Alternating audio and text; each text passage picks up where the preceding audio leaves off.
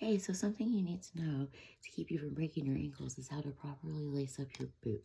So here's what we're going to do. I'm going to show you how to do that. First, you're going to start at the toe.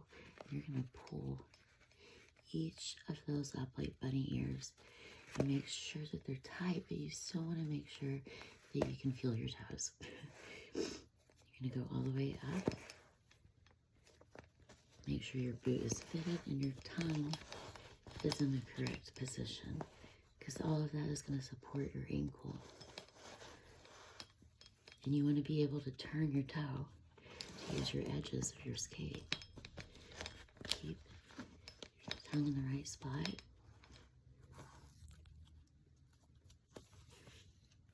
And you'll do an under over right there.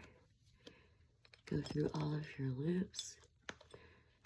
You see people all the time break their ankles and figure skating and everything.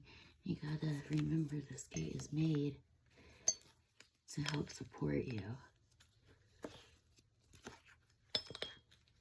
And see how straight up my shoe is? That way I don't get any lag in the boot. Now we're gonna do another under over.